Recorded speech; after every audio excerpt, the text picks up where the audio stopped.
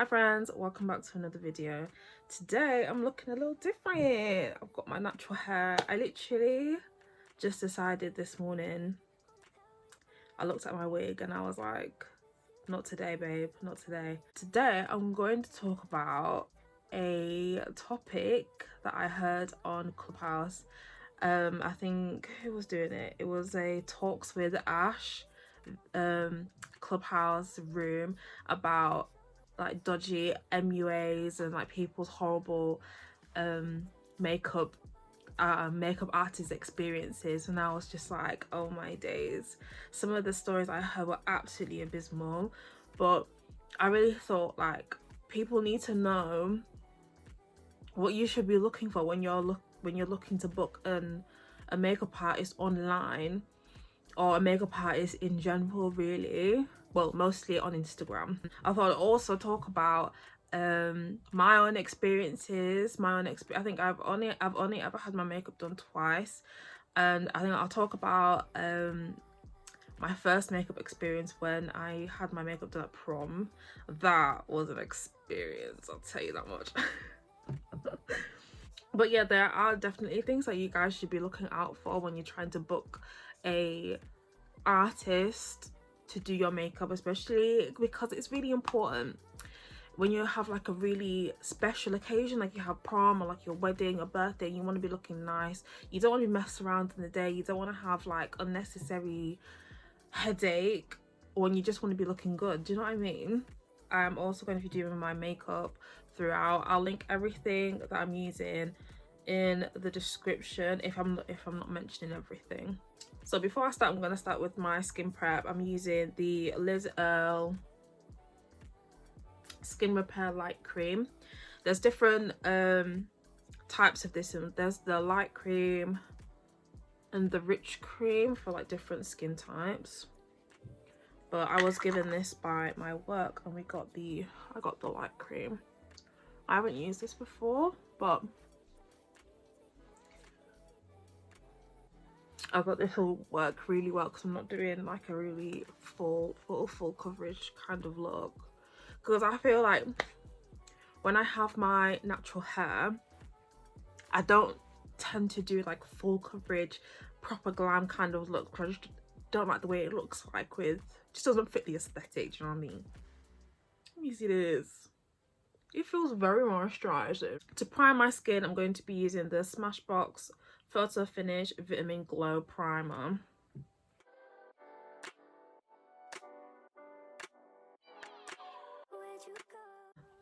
As far as like my own makeup experience, when I did my makeup for prom many years ago, god, I'm trying to make myself sound old as hell.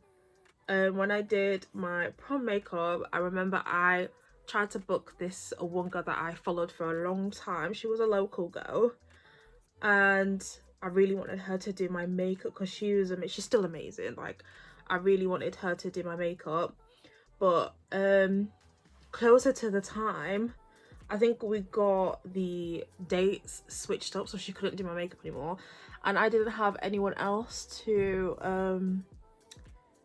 do my makeup. I had no idea where else to go. I didn't really have any experience in trying to find different makeup artists. Like, I was very just like, can you do my makeup please? Like, and she referred me to her friend who did makeup as well. She was like, oh, my friend can do your makeup instead, if that's okay. And I was like, yeah, sure. And that was my mistake. I made a couple of mistakes during this. First of all,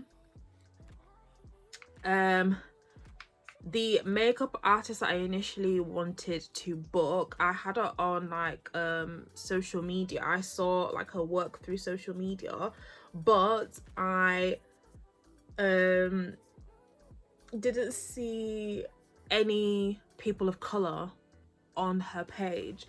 But I just saw like the work that she did and I thought, this is absolutely amazing. Like, and I thought, oh, you know, she would do a great job. Do you know what I mean? But I would definitely not recommend choosing someone who hasn't done or hasn't like shown on their pages that they have done makeup on someone that's close to your skin tone, because that's a whole different ball game. Anyway, now she obviously referred me to her friend, and I was like, yeah, that's completely fine.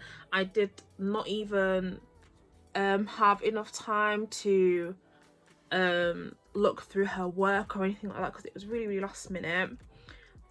That is another like red flag that I should have seen from the beginning. Like, I should have looked at her work first and then given it a thought, but because I was rushed, it was last minute, I just thought anything will do at this point. I'm not saying that she did my makeup terrible. She didn't do it terrible. It was actually quite nice.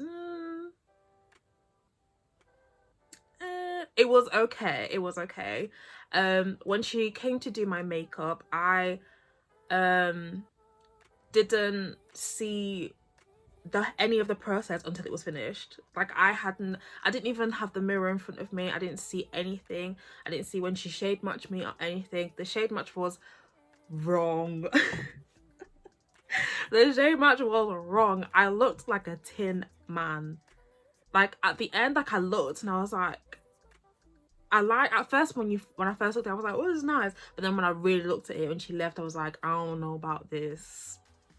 I don't know about this. Yeah, I'll see if I can put a picture here on how I look like. Like, it was cute though. My makeup was cute. She did a good job, but she should have matched my skin a lot better, and then it would have turned out nicer. But yeah, after that, I swore that I would never have my makeup done ever again, because I was like, I don't trust nobody to do my face. But I did have my makeup done a few years ago from a person from work, and he did an amazing job, so we're not gonna get into that. But yeah, bruh. Okay, I had to do my brows off camera because I just can't concentrate whilst I'm doing both of them. I can't talk and do my brows at the same time. I don't know how you guys do it, but me, I can't do it.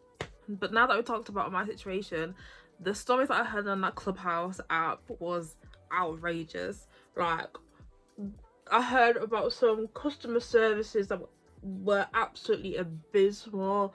There was this one person, there was just two people that were coming up all the time, like all the time, about how rubbish they did their makeup. And I felt so bad. Like, how am I hearing that you let your pet walk all over your makeup brushes and using them brushes on someone's face? How fast do we hear of this? How are you moving your pet who pooed everywhere and you're touching someone's face without washing your hands? You know you can be prosecuted for that. That doesn't make sense. That don't make no sense. It's just shook. And I thought, listen, there's some things that you need to speak up on. But if you're getting your makeup done, like, you have to take your hygiene very seriously. And I'm going to talk about things that you should be doing, whether you're the makeup artist or you're the client, you know. As most of you may already know, I work within makeup. So I work as a can't even talk. I work as a beauty specialist. So we get taught how to apply makeup, empathy, hygiene and stuff like that. So let me tell you something, okay? As the makeup artist, in my store, I'm not sure about all the other stores, but in my store, we were always taught, sanitize your hands in front of the client before putting your makeup on. Lay out all of your stuff in front, including your brush cleaner in front. Lay everything you're going to use right in front so that they can see you using everything and how you incorporated it into the makeup routine that you're going to do, talking through it. A lot of you people don't know about hygiene. it's actually really hurting my heart, because it's like, this is the difference between makeup influencers and makeup artists. There's some things that you guys don't know. There's some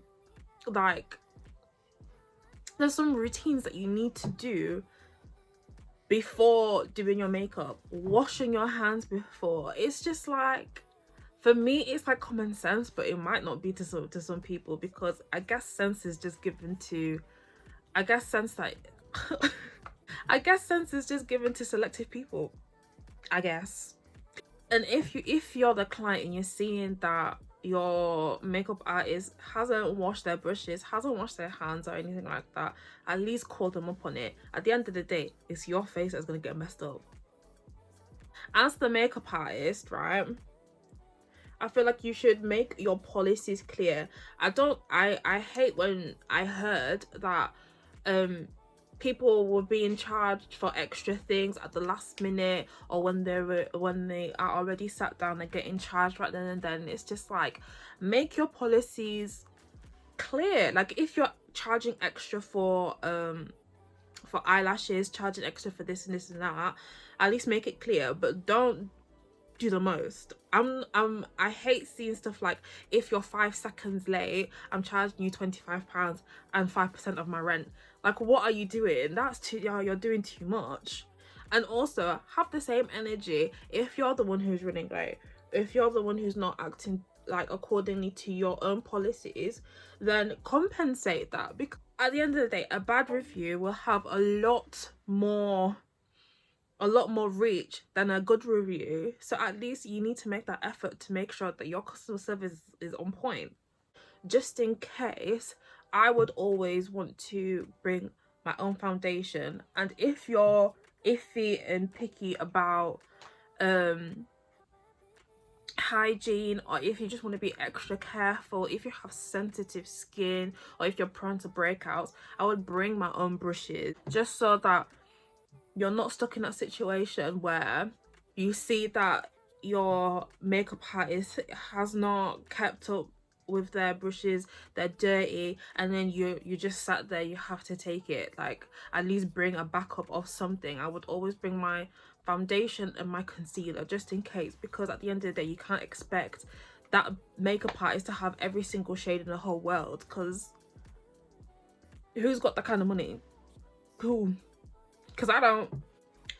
At the end of the day, I always thought that it was important to make it clear to the makeup artist what kind of look that you're wanting, and be smart with who you pick. Just because you see on their page that they're good at makeup doesn't mean that they specialize in the kind of makeup that you want.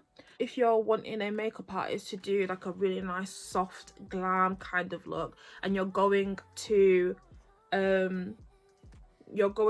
to ask a person on Instagram who only does like really full coverage, extravagant cut crease looks, and that's the only thing you see on their page, obviously it wouldn't be smart to go to them.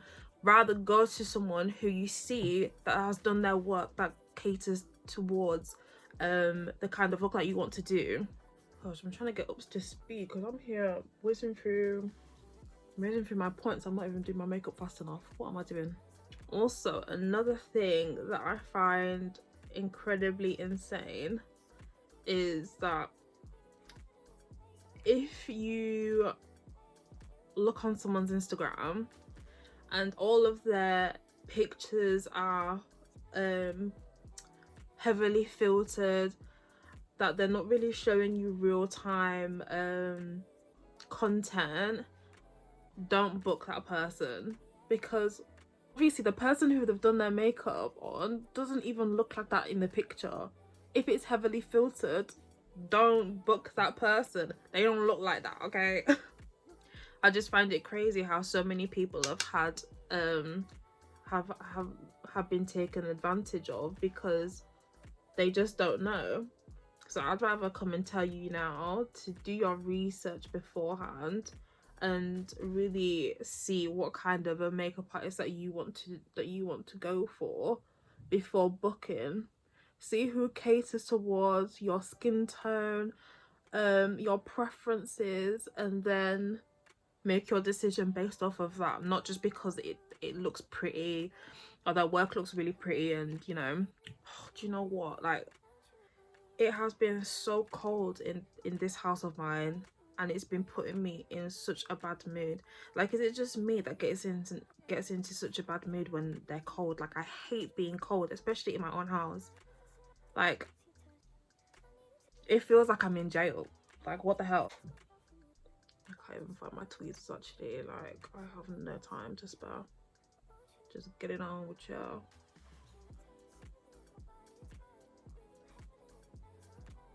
Oh, that's cute, right? Cute. Before I forget to say, I feel like with clients, it's really, really important to go off of what your customer wants, not what you think is best for the customer. At the end of the day, it's the customer's face. Do you know what I mean? Like, you might not think that something is excuse me you might not think that something's nice, but whatever the customer wants is whatever the customer wants at the end of the day. Like, I was hearing that, oh, I asked her to do this look, and she was like, oh no, I did this one, like, it looks better, blah blah blah. Like, no, it's what the customer wants at the end of the day. Like, that's what they come to you for. Like that's why it's so important to ask questions before you start the makeup. Like, what kind of look do you have in mind? Have you got pictures for inspiration? Or what color patterns do you suit? Do you want highlight? Do you not want highlight? Do you want to have a bronzer? Do you like contour and stuff like that? And if they don't know, then educate them, tell them what it is, and tell them how you're going to do their makeup. Like, I mean, that's what I would do anyway. I hate that the sun has just dipped on me like this. Like, what the hell? I gotta wrap this up quick because the sun has really just tried to ruin my day. Like, what the hell? That is so rude. I'm gonna use a liquid highlight. I never use a liquid highlighter, but today, you know, I'm gonna try something different. I'm gonna try something different. I literally said at the beginning of the video that I don't really do that much of a glam look with natural hair, and now look at me. I just chat a load. I just chat a lot of nonsense. But yeah, I would love to know your crazy makeup experience. If you have a crazy one, please comment down below. I really would love to know. Thank you so much for watching. Please like and subscribe. It will mean the world to me, and I would love to see you down in the comments as well. And I'll see you guys in the next video. Bye.